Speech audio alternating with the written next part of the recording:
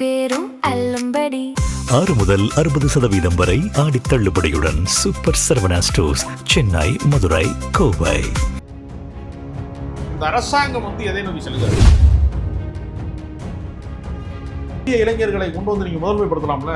மறுபடியும் போய் அதிமுக டெய்லி அலையா ஆள் சேர்க்கிறீங்க. அதிமுக காரன் பூரா தாவேகாவுக்கு வந்தா தாவேகா என்னவா இருக்கும்?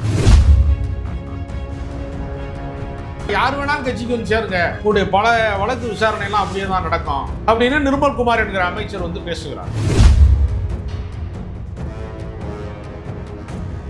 குற்ற பின்னணி உடையவர்களை எல்லாம் நாங்கள் அதிகாரத்துக்கு உயர்த்தி அழகு பார்த்துருக்கோம் சொல்ல வரீங்களா? இன்னொரு அதிமுகவாகத்தான் தாவேகா மாறும் என்றால் அது எப்படி மாற்று அரசியலா இருக்கும்? ஒவ்வொரு தவறையும் தோழமை கட்சியில் சுட்டு காட்டுறாங்க.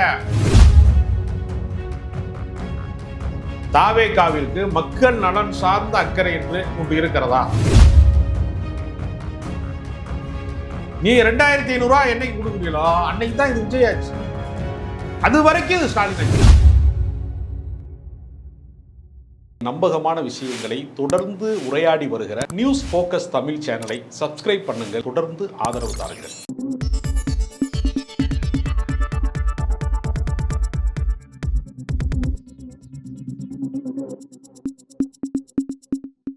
நியூஸ் போக்கஸ் தமிழ் நேயர்களுக்கு வணக்கம். இன்று நம்மோடு அரசியல் பேசுவதற்காக இணைந்திருக்கிறார் அரசியல் விமர்சகர் ராஜகம்பீரன் அவர்கள். வணக்கம் சார். வணக்கம்.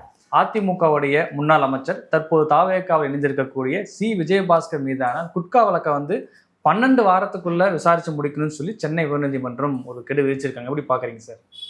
தாவேகா ஒரு தூய சக்தி என்பதை புரிந்து கொண்டு அதில் சில பேர் சேரும்போது அவருடைய தூய்மை கெட்டுவிடக்கூடாது என்று நீதிமன்றம் கவலைப்படுகிறதுன்னு கூட எடுத்துக்கலாம். ஏன்னா யார் வேணாலும் கட்சிக்கு வந்து சேருங்க, உங்களுடைய பல வழக்கு விசாரணை எல்லாம் அப்படியே தான் நடக்கும் அப்படின்னு நிர்மல்குமார் என்கிற அமைச்சர் பேசுகிறார்.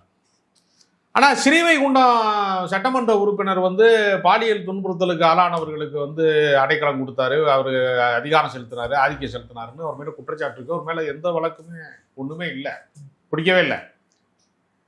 அப்போ இவர்கள் எதை நோக்கி செல்லுகிறார்கள்? இந்த அரசாங்கம் எதை நோக்கி செல்லுகிறது அப்படின்னு ஒரு பெரிய கேள்வி இருக்கிறது.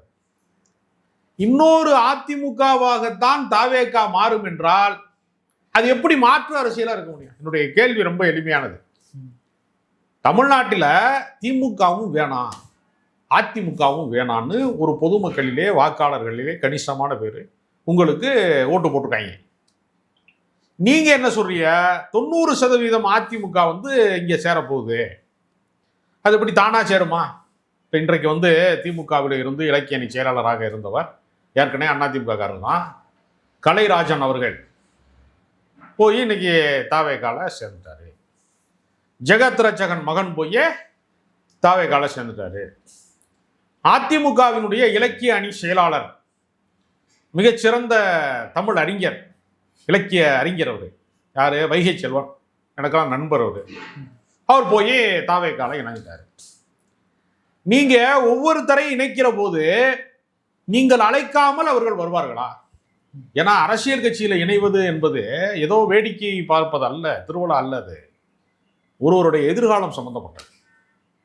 ஏன்னா கலைராஜன் அவர்கள் அதிமுகவிலிருந்து திமுகவில் இணைந்ததற்கு பின்பு அவருக்கு சீட்டு வழங்கப்படலை, முக்கியத்துவம் வழங்கப்படலை, தனக்கான அதிகாரம் கிடைக்கல. திமுக ஆட்சியில் இருந்த போது அவருக்கு ஒரு ஆதங்கம் இருக்கிறது, வருத்தம் இருக்கிறது.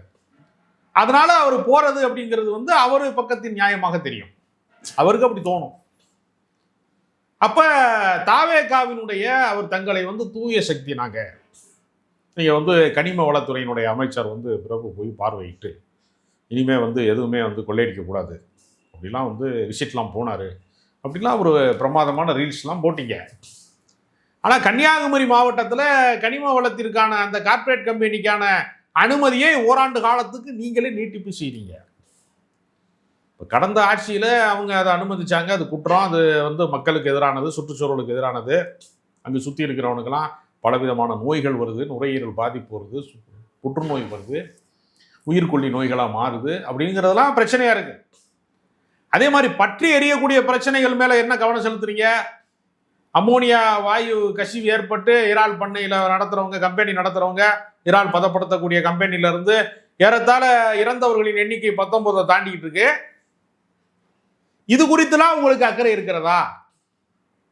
உங்களுக்கு இடைத்தேர்தலில் தங்களை நிரூபித்து ஒரு பக்கம் கட்சியை காப்பாற்றணும், இன்னொரு பக்கம் ஆட்சியை காப்பாற்றணும். இது ரெண்டை தவிர தாவேகாவிற்கு மக்கள் நலன் சார்ந்த அக்கறை என்று ஒன்று இருக்கிறதா? மக்கள் நலன் சார்ந்து எதையாவது சிந்திக்க முடிகிறதா உங்களால?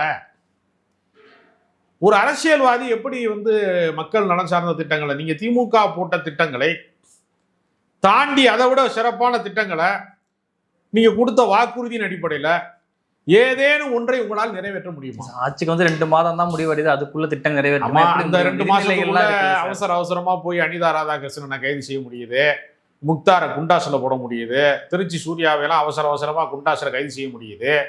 ஆனா உண்மையிலேயே ரவுடிகளா இருக்கிறவனையெல்லாம் குண்டாசில் போடாம பத்திரிகையாளர்களை குண்டாசில் போட முடியுதுல?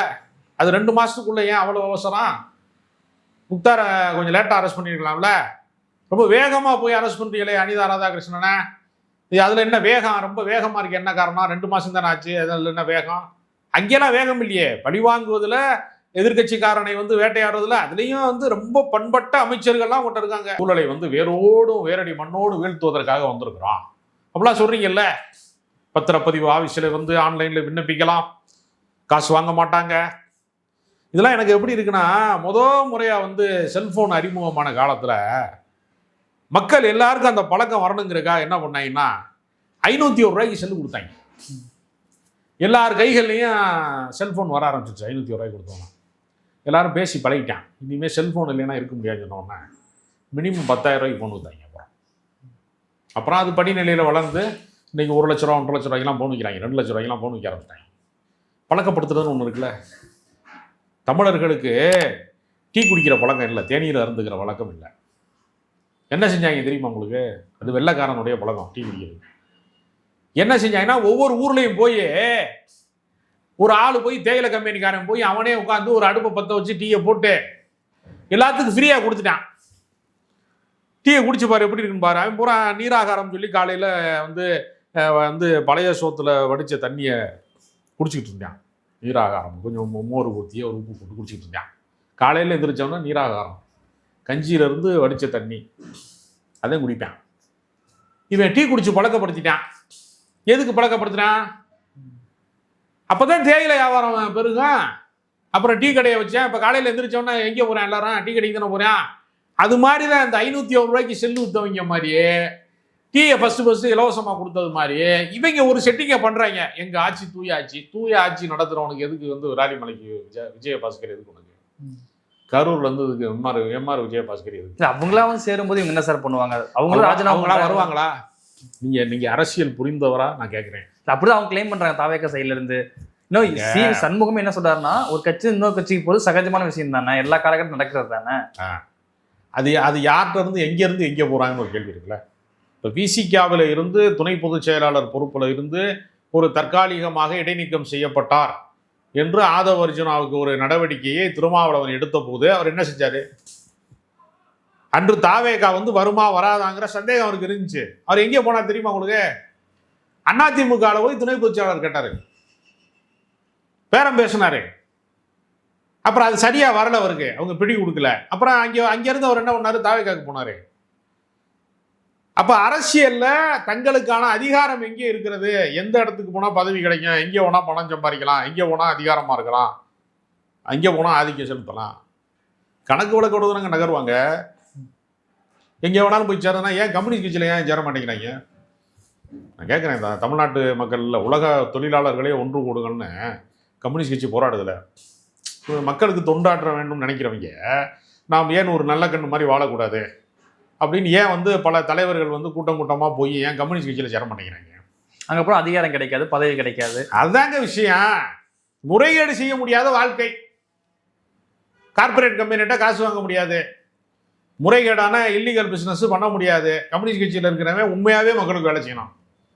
அதனால் இங்கே போக மாட்டான். எத்தனையோ கட்சிகள் இருக்குல்ல. இப்போ தமிழக வாழ் உரிமை கட்சின்னு நடத்துறாரு பண்ருட்டி வேல்முருகன். ஏன் தமிழ்நாட்டு மண்ணிற்காக மக்களுக்காக நான் போராடுறேங்கிறாரு. ஏன் இங்கே போய் ஆளாலையாக சேர மாட்டேங்கிறீங்க? அதிகாரத்தை நோக்கி பயணப்படுறாங்க, அவ்வளவுதான்.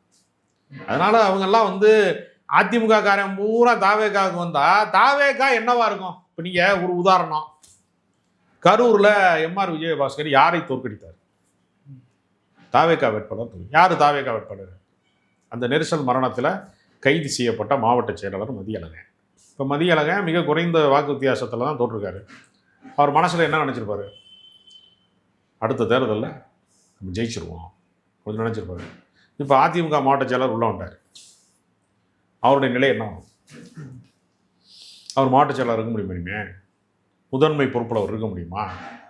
இருக்க முடியாது. 2ஆம் கட்ட தலைவராக தள்ளப்படுவார். அப்போ எல்லா இடத்துலையும் நீங்கள் அதிமுக காரனை கொண்டு வந்து வச்சுட்டீங்கன்னா கட்சி வந்து முழுக்க முழுக்க அதிமுகவா மாறிடும். இது யதார்த்தமாக நடக்குமா? காக்கா வந்து பணம் வந்து காக்கா உட்கார்றப்ப பணம் பலம் விழுந்துச்சுன்னு சொல்லுவாங்க, அது மாதிரி நடக்கும். அது அரசியலில் எதுவுமே திட்டமிடாமல் நடக்காது. அதனால் இவர்கள் வந்து ஒரு உள்நோக்கத்தோடு செயல்படுறாங்க. இனி ஒரு முறை எடப்பாடி பழனிசாமியால் அதிகாரத்துக்கு வரவே முடியாது. இருதுருவ அரசியலிலே அதிமுக நகர்ந்து விட்டது, நழுவி விட்டது, கீழே விழுந்துருச்சு. இனி திமுகவா தாவேக்காவா என்கிற இடத்தை நோக்கி அது நகர்ந்து விட்டது. அப்ப நம்ம ஒன்று திமுக இருக்கணும், இல்லை தாவேக்கால இருக்கணும். 2 தான் இனிமே மாறி மாறி ஆட்சி அதிகாரத்திற்கு வர முடியும். அப்போ இன்றைக்கு ஆட்சி அதிகாரத்தில் யார் இருக்கா? தாவேக்கா இருக்கு. அப்போ தாவேக்காவை நோக்கி பொட்டி சட்டியை கட்டி போயிட்டு இருக்காங்க. திமுக இன்னைக்கு வந்து ஆளுநர் சந்திச்சு மனு கொடுக்க போறாங்க. தாவேக்கா வந்து வெளிப்படையா வந்து குதிரை பேர் அரசியல் ஈடுபடுது அப்படின்னு சொல்லி மனு கொடுக்குறாங்க. குறிப்பா வந்து இப்ப அதிமுக கொடுத்துருக்காங்க, பிஜேபி சைட்ல இருந்து மனு கொடுக்கப்பட்டிருக்கு. எப்படி பாக்குறீங்க? அதாங்க இப்போ நீங்கள் யோசிச்சு பாருங்க, ஆளுநர் வந்து இன்றைக்கு யாரினுடைய கருத்தின் கீழே இருப்பார்? அவர் ஆளுநர் என்பவர் அரசியல் சாசனத்தின்படி நடக்க வேண்டியவர் என்று நாம் வெளியில் சொல்லி கொண்டாலும் இதற்கு முன்பு இருந்த ஆளுநர் என்ன செஞ்சார்? இப்போ இவர் என்ன செய்கிறாரு? மதுரையில் வைகை ஆற்று வந்து சீரழிந்து கிடக்கிறது, மோசமாக இருக்குது, அதை செப்பனிடுகிற வேலை, சரி செய்கிற வேலையை நான் பார்க்க போகிறேங்கிறார்.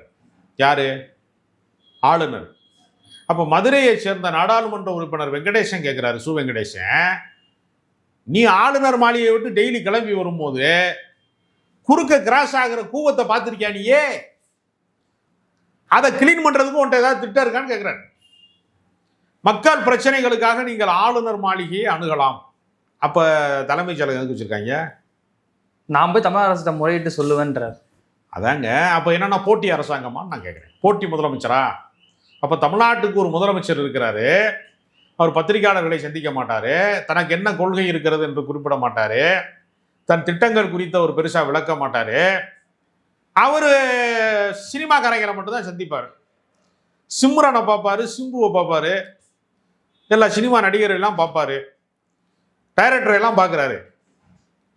ஆனால் மக்கள் நலன் சார்ந்த பிரச்சனைகளுக்கு யாரையுமே பார்க்க மாட்டேங்கிறாரு. கட்சியில் சேர வந்த முன்னாள் அமைச்சர்களை கூட அவர் நேரடியாக அந்த ஃபங்க்ஷனில் பங்கேற்க மறுக்கிறாரு, தவிர்க்கிறாரு. என்ன காரணம் சார்? அதை மட்டும் அதுங்க அரசியலை பொறுத்தவரையில் அவருக்கு அரசியலினுடைய அடிச்சுவடி எதுவுமே தெரியாது. இப்போ நீங்கள் உதாரணத்துக்கு நான் ஒரு சொல்கிறேன். இப்போ சி மகேந்திரன் என்று ஒரு பொது உடைமை கட்சியிலேருந்து, இந்திய கம்யூனிஸ்ட் கட்சியிலேருந்து ஒருத்தர் போய் தாவேக்கால சேர்றாரு. சி மகேந்திரனை வந்து முதலமைச்சர் விஜய் வந்து சந்திக்கணும்ல. அவரை வந்து ஆனந்த் சந்திக்கிறாரு, செங்கோட்டையன் சந்திக்கிறாரு, ஆதவர்ச்சனா சந்திக்கிறாரு, ராஜ்மோகன் கூட சந்திக்கிறாரு.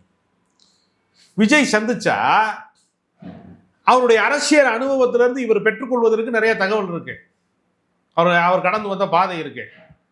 பதிலுக்கு அவர் விஜய் பேசுறதுக்கு அவர்கிட்ட சங்கதி ஏதாவது இருக்கா? அவர் என்ன பேசுவார் பதிலுக்கு?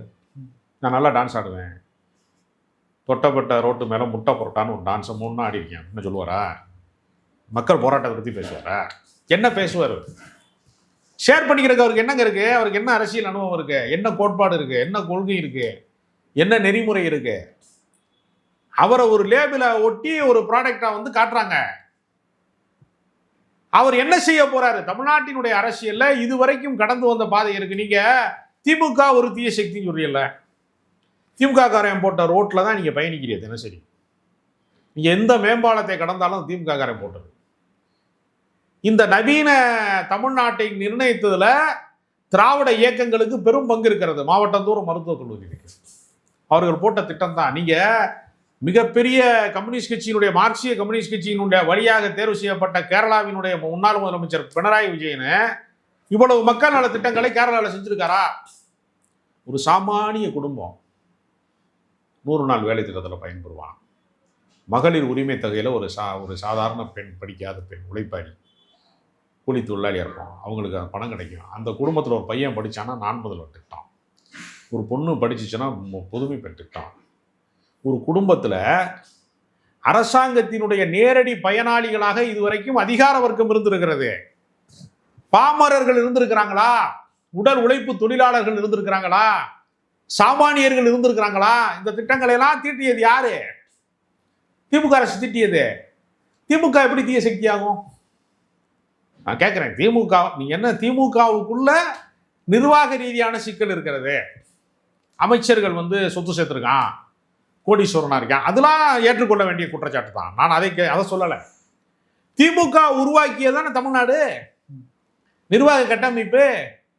அது மற்ற மாநிலங்கள்ல இல்லையே. உத்தரப்பிரதேசத்துல மாவட்டந்தோறும் மருத்துவக் கல்லூரி இல்லையே. நீங்களே நிதி ஆயோக் கூட்டத்துக்கு போகும்போது தமிழ்நாடு பொருளாதார வளர்ச்சியில மேம்பட்டு சொல்ல முடியுது. திமுகவுடைய பங்கு நம்ம குறைச்சு மதிப்பிடல. குறிப்பா ஆளுநர் செயல்பாடு எப்படி சார் புரிஞ்சுக்கிறது? ஆளுநர் ஒரு போட்டி அரசியல் எப்படி RN ரவி ஆட்டம் காட்டினாரோ. நீங்க சட்டப்பேரவையில 2 முறை தேசிய கீதம் ஒளிபரப்புறாங்களே, அது எதுக்கு ஒளிபரப்புறாங்க? ஒரு நிகழ்ச்சி, அரசு நிகழ்ச்சி தொடங்குகிற போது தமிழ் தாய் வாழ்த்தோடு தொடங்கும், தேசிய கீதத்தோடு நிறைவு பெறும். தேசிய கீதம் ஒழிக்கப்பட வேண்டும் என்பதெல்லாம் நமக்கு மாற்று கருத்து கிடையாது.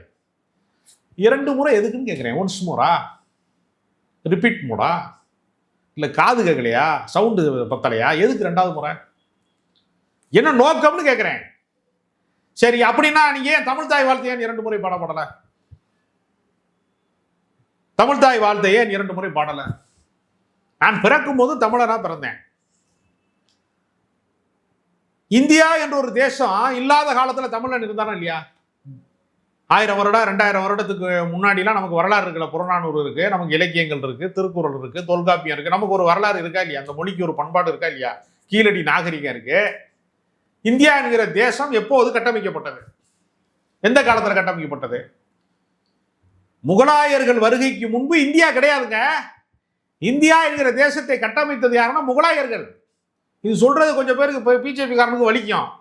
என்னடா முஸ்லீம்களை சொல்றாங்களேன்னு அவனுக்கு வலிக்கானா? ஆனா உண்மை அதுதான். அவன் வர்றதுக்கு முன்னாடி 522 சமஸ்தானமா இருந்துச்சு. அவன் தான் ஒரு நாடாக்குனான். பிரிட்டிஷ்காரன் அதை முகலாயர்கள்ட்ட இந்தியாவை கைப்பற்றியதற்கு பின்பு, கிழக்கு இந்திய கம்பெனி கைப்பற்றியதற்கு பின்பு அவன் தான் என்ன செய்யறான்? ரயில் தண்டவாளங்களாலையும் தாலுகா ஆபீஸாலையும் கலெக்டர் ஆபீஸ் நீதிமன்றம்லாம் அவன் தான் உருவாக்குறான். அவன் தான் நிர்வாக கட்டமைப்பை உருவாக்குறான். இந்தியாவிற்கான எல்லையை தீர்மானித்தது, வரைபடத்தை உருவாக்கியது முகலாயர்கள் என்றால் அதை நிர்வாக கட்டமைப்பு செய்தது பிரிட்டிஷ்காரன். அவன் வச்சிருக்கிற கோர்ட்டில் தான் நம்ம இன்னும் வாதாடிக்கிட்டு இருக்கான். அவன் கட்டின தலைமைச் செயலகத்தில் தான் நம்ம போய் சட்டப்பேரவையில் பேசிக்கிட்டு இருக்கான். சபாநாயகர்கிட்ட கோரிக்கை வச்சுக்கிட்டு இருக்கான். அவங்க உருவாக்கின தண்டவாளம் தான் ரயில் ஓட்டிக்கிட்டு இருக்கான். இன்னும் அதில் நம்ம மேம்பட்டு மெட்ரோ ரயில் ஓட்டலாம். அப்போ நீங்கள் இந்தியா எங்கே இருந்துச்சு? இப்போ நான் தமிழனாக பிறந்தேன், இந்தியனாக ஆக்கப்பட்டேன் அரசியல் காரணங்களால். நான் இந்தியனாக என்னை ஏற்றுக்கொண்டேன். அதுக்காக நீ தேசிய கீதம் 2 தடவை போடுவியா? தமிழ் தாய் வாழ்த்தை 2 தடவை பாடலப்ப. அப்போ உங்களுடைய ஆதிக்கத்தை நீங்கள் நிலைநிறுத்த பார்க்குறீங்க. இப்போ மூன்று மொழி கொள்கையை மும்மொழி கொள்கையை கொண்டு வர முடியலைங்கிறதுக்காக மறைமுகமாக என்ன செய்ய போறாங்கன்னா சிபிஎஸ்இ ஸ்கூலை அதிகப்படுத்த போறாங்க. நீ மாநில அரசு நடத்துகிற பள்ளிக்கூடத்தில் தானே இருமொழி கொள்கை பேசுவ. எல்லா ஊர்லேயும் சிபிஎஸ்இ ஸ்கூலை கொண்டு வந்துட்டான், கவர்மெண்ட் ஸ்கூல்னு வச்சுக்கோங்க. மத்திய அரசாங்கத்துக்கு 3 மொழி வரப்போகுது.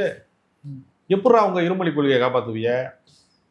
தனியார் பள்ளிக்கூடங்களுக்கு அனுமதி வழங்குறாங்களாம் புதுப்பிப்பதற்கு, உடனுக்குடனே கொடுக்குறாங்களாம். சரி, கொடுக்குறீங்க. தனியார்கிட்ட நீங்க ஃபீஸை குறைக்க சொல்லுங்க. வெளிப்படையா என்ன கட்டண வசதி? நான் கேட்கறது என்னன்னா, தனியார் பள்ளிக்கூடங்கள், நீங்க தனியார் பள்ளிக்கூடம் தான் கும்பகோணத்துல மழலையர் பள்ளி தீப்பிடிச்சு எரிஞ்சிச்சு. அனுமதி கொடுக்குறதெல்லாம் ஓகே. அவன்கிட்ட எல்லா கட்டமைப்பு சரியா இருக்கா? அவன் நிர்ணயிக்கப்பட்ட கட்டணத்தை வாங்குறானா? ஏழை மாணவர்களுக்கு ஒரு குறிப்பிட்ட பர்சன்டேஜ் பணமே வாங்கக்கூடாதுன்னு இருக்குது. அரசாங்கம் கட்டுது இத்தனை சதவீதம், 25% இருக்குது. அதெல்லாம் நடைமுறைப்படுத்துகிறானா? நீங்கள் தனியார் முதலாளிகளுக்கு செய்கிற சலுகைலாம் எப்படி மக்களுக்கானதாக மாறும்? சிபிஎஸ்இ ஸ்கூல் வந்துச்சுன்னா மும்மொழி கொள்கையை அவன் திணிப்பான். இங்கே கொண்டு அப்ப ஏற்கனவே திராவிட இயக்கங்கள் தீர்மானித்த இந்த மாநில சுயாட்சி, இந்த மொழி கோட்பாடு, நவீன கட்டமைப்பு, கல்விக்கான இந்த சூழல், ஐடி கம்பெனி என்று ஒரு கட்டமைப்பை உருவாக்கி வச்சிருக்காங்கல்ல, அதை சீர்குலைப்பதற்கு மத்திய அரசாங்கம் விரும்பும், பாஜக அரசு விரும்பும். பாஜக சீர்குலைக்க விரும்புகிற போது இந்த ஆட்சியை அவர்கள் எப்படி பார்ப்பாங்க? உன் தலைக்கு மேல ஒரு கத்தி தொங்கிக்கிட்டே இருக்கு, ஒரு கழுகு வட்டமிட்டுக்கிட்டே இருக்கு. பாஜக என்கிற கழுகு தமிழ்நாட்டை வட்டமிட்டுக்கிட்டே தான் இருக்கும். தமிழ்நாட்டின் நலன்களுக்கு அவங்க ஒரு சிறு துரும்பை கூட அவங்க செய்ய மாட்டாங்க. நாங்க இணக்கமா போவோம். எப்படி இணக்கமா போவீங்க? அது சொல்றதெல்லாம் உங்களால ஏற்றுக்கொள்ள முடியுமா?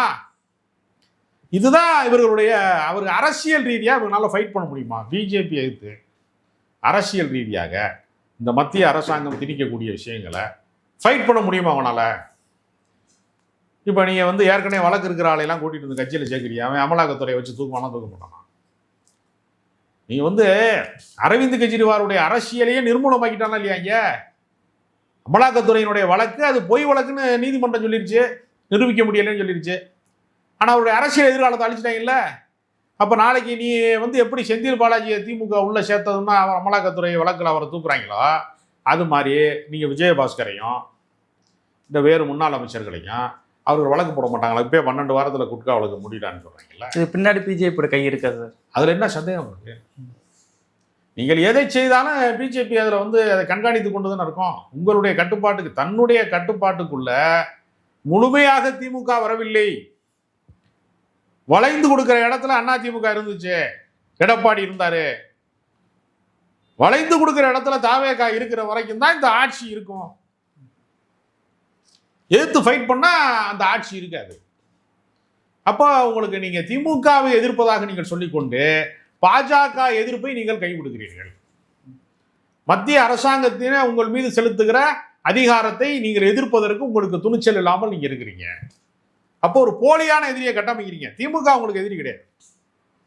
உங்களுக்கு உண்மையான எதிரி எதுனா பாஜக தான். அதை உங்களால் சொல்ல முடியுமா தைரியமா? ஒரு நாள் சொல்ல முடியாது. பாஜக தரப்புல இருந்து இப்போ ஆளுநர்கிட்ட மனு கொடுக்குறாங்க. முதல்ல என்ன சொல்றாங்க அப்படின்னா, இது அரசு பதவி இல்லாத மக்களால் தேர்ந்தெடுக்கப்பட்டாத ஜான் ஆரோக்கியசாமியும் விஷ்ணு ரெட்டியும் அமைச்சரவை கூட்டத்தில் கலந்துக்கிறாங்க. இது விதி மீறிய செயல், நடவடிக்கை எடுங்கன்னு சொல்றாங்க. புரிஞ்சுக்கிறது இல்லை. அது நியாயமாக பார்த்தா அரசு பதவியில யார் இருக்கணும்? நீங்க எடுத்தோடனே ஒரு ஜோசியக்காரனை கொண்டு வந்து எனக்கு நல்லா குறி பார்த்து சொல்றான் அப்படின்னு நீங்க ஒரு ஆளை அதிகாரியா போடுறீங்க. அப்புறம் தமிழ்நாட்டுக்கென்று டெல்லி சிறப்பு பிரதிநிதியை நீங்க வேறு மாநிலத்தை சேர்ந்தவர், உங்க சினிமா ப்ரொடியூசரு உங்களுக்கு இன்வெஸ்ட் பண்ணாரு, நீங்க கேட்டப்பெல்லாம் பணம் கொடுத்தாரு, அதனால அவரை டெல்லி சிறப்பு பிரதிநிதி. அவர் கர்நாடகத்துக்காரரு. காவிரி ஆற்றின் குறுக்கே மேகதாது அணை கட்டுகிற இந்த நேரத்தில் இதை செய்யலாமான்னு கேட்டதுக்கு என்ன பதில் சொன்னாங்க தாவேகா சார்பா? நீங்க நினைக்கிற மாதிரி இல்லைங்க, அவர் கர்நாடகத்துக்காரர் இல்லைங்க, அவர் ஆந்திராக்காரன்னு சொன்னீங்க. ஆந்திராவில் இதை செய்வானா? தமிழ்நாட்டுக்காரனை தூதரா போடுவானா? மத்திய அரசுக்கான தூதரா போடுவானா? டெல்லிக்கான சிறப்பு பிரதிநிதியா போடுவானா? இது ஒரு தவறான முன்னுதாரணம் இல்லையா? அதை தோழமை கட்சிகள் சுட்டி காட்டுது. உங்களுடைய ஒவ்வொரு தவறையும் தோழமை கட்சிகள் சுட்டி காட்டுறாங்க. உங்களோட கூட்டணியில் இருக்கிறவங்க சொல்றாங்க, நீங்க 1 கிராம் மோதிரம் போடுறீங்க, அது 13,000. ஒரு குழந்தைக்கு 1 கிராம் மோதிரம் போடுறீங்க, அந்த குழந்தை வளருமா இல்லை அப்படியே தான் இருக்குமா? வளரும்ல. அந்த மோதிரம் அது விரலுக்கு பொருந்தாது. அப்போ அவன் என்ன செய்வான்? ஏழப்பட்டவன் ஒன்று அதை உருமாற்றி வேற எதுவும் செய்யணும். 1 கிராம் ஒன்றும் செய்ய முடியாது, அது வித்துருவான். இப்போ செகண்ட் சேல்ஸுக்கு நல்லா பயன்படும். திருமாவளவன் என்ன சொன்னார்? மருத்துவ கட்டமைப்பை விரிவாக்குவதற்கு 755 கோடி நீ 1 கிராம் தங்கம் கொடுக்கறதுக்கு பதிலாக மருத்துவ கட்டமைப்பை விரிவுபடுத்துங்கிறாரு. இது நல்ல ஆலோசனையா இல்லையா? இப்போ எல்லா ஊர்லேயுமே புற்றுநோய்க்கான சிகிச்சை மையம் இருக்கா? ஹார்ட் அட்டாக் வருது, எல்லா ஊர்லேயுமே அரசு மருத்துவமனையில் அதுக்கான உயிர் காக்கக்கூடியது இருக்கா? தனியாருக்கு தானே இருக்கு எல்லாமே. அப்போ மருத்துவ கட்டமைப்பு இதுதான் நிரந்தரமான தீர்வுக்கான விஷயம். ஷோ காட்டுறது எல்லா கட்சிகளும் செய்யற. திமுக மகளிர் 1000 கொடுக்கும் போதோ, விடியல் பயணம் வரும்போது சில இதெல்லாம் முன்வைக்கப்பட்டது இல்லை, கட்டமைப்பை டெவலப் பண்ணுங்க அப்படிங்கிறது. ஆமாங்க, அதுதான் நானும் சொல்றேன். அதை உங்களால் செய்ய முடியுதா? அவர்கள் போட்ட திட்டங்களை எல்லாம் உங்களால் பின்பற்ற முடிகிறதா? முடியல. 2500 கொடுப்போன்னு அறிவிச்சிங்க, உங்களால் கொடுக்க முடியுதா? 1000 ரூபா தானே கொடுக்குறீங்க. இப்போ 1000 ரூபா கொடுத்தா அது யார் ஆச்சு? உங்க ஆட்சின்னு எப்படி சொல்ல முடியும்? அது ஸ்டாலின் ஆட்சி தானே. சத்துணவு திட்டத்தை எம்ஜிஆர் கொண்டு வந்தாரு. அது எம்ஜிஆரின் சத்துணவு திட்டம் தான் பேசப்பட்டுச்சு. மதிய உணவு திட்டத்தை வந்து காமராஜர் கொண்டு வந்தார் முதல் சத்துணவுக்கு முன்னாடி. அது காமராஜரின் உணவு திட்டமாக சொல்லுது. இப்போ வரைக்கும் அம்மா உணவுன்னா யார் ஞாபகம் வரும்? ஜெயலலிதா தான் ஞாபகம் வரும். அப்போ நீங்கள் 1000 ரூபா கொடுத்தா யார் ஞாபகம் வரும்? ஸ்டாலின் ஞாபகம் தான் வரும். நீங்கள் 2500 ரூபா என்னைக்கு கொடுக்குறீங்களோ அன்னைக்கு தான் இது விஜய் ஆச்சு. அது வரைக்கும் இது ஸ்டாலின் ஆட்சி தான். அது வந்து எந்த மாற்று கருத்துமே நமக்கு கிடையாது. இவங்களால கட்சியை கட்டமைக்க முடியல, ஆட்சியை சிறப்பாக நடத்த முடியல. குற்ற பின்னணி இல்லாதவர்களை கொண்டு வந்து ஆட்சியினுடைய அதிகாரத்தில் அவர்களால் அமர வைக்க முடியல. மரிய வில்சன்கிறவர் எவ்வளோ பெரிய சகசக்காரரு, சொந்த அண்ணனே அடித்து கொள்றதுக்கு பாஞ்சிருக்கிறாரு, சொத்து தகராறுல அப்படின்னு வழக்கு இருக்கு. அப்போ வழக்கு இருக்கிற ஆளை நீங்கள் வந்து ரோல் மாடலாக எப்படி காட்டுவீங்க?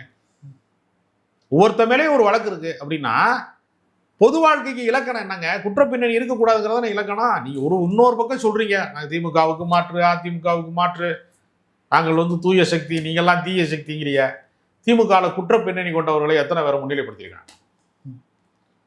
பண்ண மாட்டாங்க. பொது வாழ்க்கையில் அந்த இமேஜ் வந்து ஒரு மிஸ்டர் கிளீன் இமேஜுங்கிறத உருவாக்கப்படும். அப்போ நீங்கள் வந்து ஒரு தொடக்க நிலை கட்சியில் தான் அதை உருவாக்க முடியும். பெரிய அரசியல் கட்சியில் கூட அதை உருவாக்க முடியாது.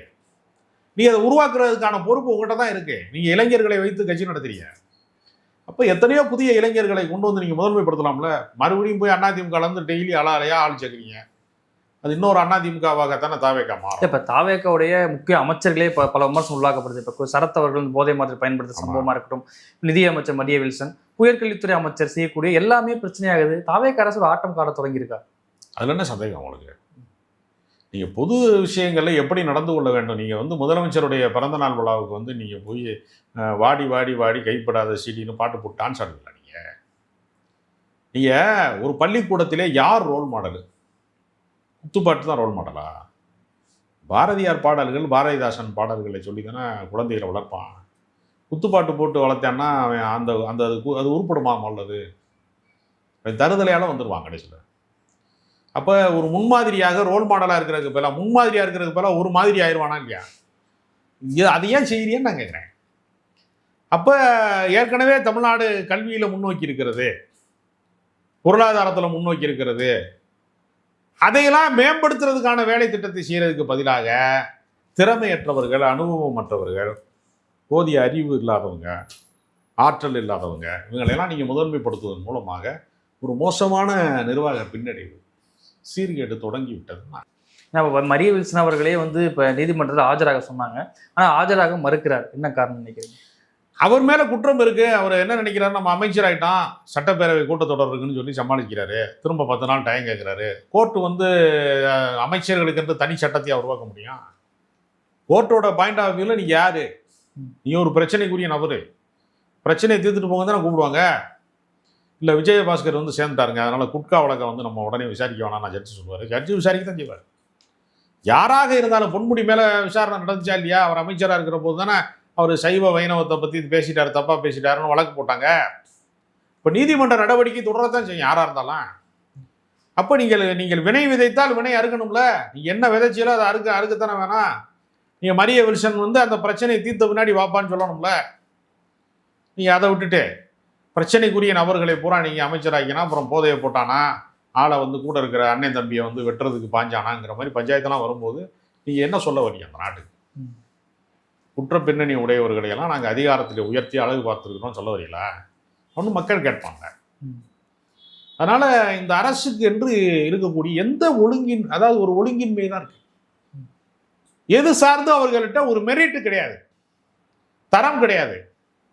இப்போ நீங்கள் வன்னி அரசு பாருங்க, விசிகாவுடைய ஒரு சமூக நீதித்துறை அமைச்சராக பொறுப்பேற்க அவர் தீவிரமாக இயங்குறாரு. ஏன்னா அவருக்கு அரசியல் பயிற்சி இருக்கு, அரசியல் அனுபவம் இருக்கு, அவர் பல போராட்ட களங்களை கண்டவர். எல்லா அமைச்சரும் தானே ஃபீல்டுக்கு போறாங்க, ஆய்வு பண்றாங்க.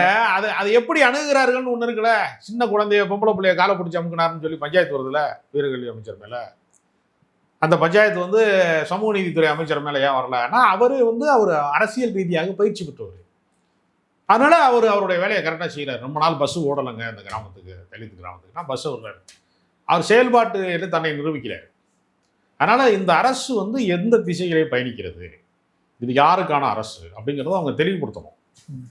அது தெளிவுபடுத்தாமல் தங்களுடைய கொள்கைகளே அவர்கள் வந்து ஒரு ரகசியமாகவே வச்சுருக்காங்க. ரகசிய காப்பு பிரமாணம் இருக்கலாம் பதவி. ஒரு கட்சியே ரகசியமா இருக்குன்னா என்ன அர்த்தம்? என்ன செய்ய போறாங்கன்னு தெரியல. அதுதான் பாஜக வந்து கேள்வி எழுப்புறாங்க. ஆ. முதலமைச்சர் அவர்கள் ஒரு பதவி இருக்கும்போது ரகசிய காப்பு தீர்மானம் எடுத்தாரு.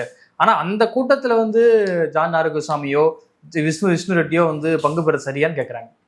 அது ஒரு சரியான இதே கிடையாது, முறை கிடையாது. ஏன் அவங்கள நம்புறாரு அவரு? அப்படி ஒரு கேள்வி இருக்குல்ல. கலைஞருக்கு யார் உதவியாளராக இருந்தாங்க? ஜெயலலிதா அவர்களுக்கு யார் உதவியாளராக இருந்தாங்க? அவங்களுக்கு இருந்த அரசியல் அனுபவம் என்ன, நிர்வாக அனுபவம் என்ன அப்படின்னு ஒன்று இருக்குல்ல. இவங்கெல்லாம் யாரு? நீங்க அவருக்கு சினிமாவில் மேனேஜராக இருந்தவரை, அவருடைய பர்சனல் செக்ரட்டரியா இருந்தவரை அரசு பொறுப்பில் கொண்டு வந்து முதலமைச்சரின் தனி செயலாளர் போட்டா அவருக்கு என்ன தெரியும்? அவர் கால் ஷீட் பார்த்துருப்பாரு, இதுக்கு முன்னாடி என்ன எத்தனாம் தேதி ஷூட்டிங் போகணும்னு டேட்டு பார்த்துருப்பாரு. அதை வைத்து கொண்டு இப்படி ஒரு அரசாங்கத்தை நடத்துவாங்க. இது ஒரு தவறான முன்னுதாரணம். சினிமாவை விட்டு அவர் இன்னும் வெளியேறவே இல்லைங்க. இன்னும் ரீல்ஸ் போடுறதுக்கான வேலையை தான் செய்கிறாங்க.